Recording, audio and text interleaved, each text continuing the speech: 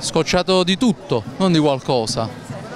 Per esempio che c'è una forte differenza tra qui e altre zone di Napoli dove si vive molto peggio, per esempio della situazione generale delle strade, dei contenitori, dei rifiuti, dei mezzi pubblici che non sono mai come li vorremmo, sempre troppo lontani da dove li dobbiamo andare a prendere.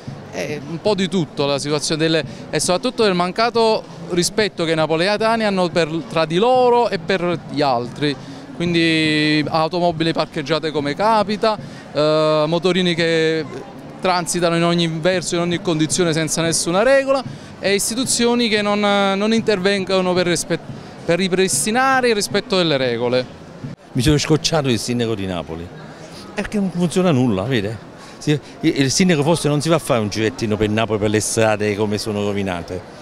Una strada che è chiusa dal mese di agosto, il Fullone, la strada principale, che hanno tutto il tempo di aggiustarla.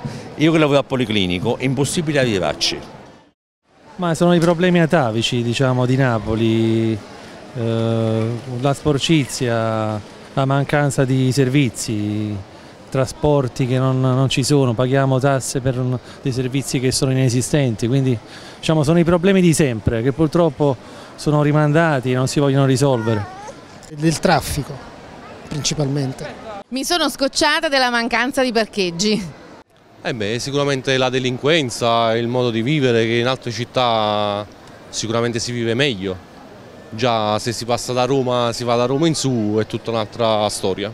Io mi sono scocciato di stare senza denaro.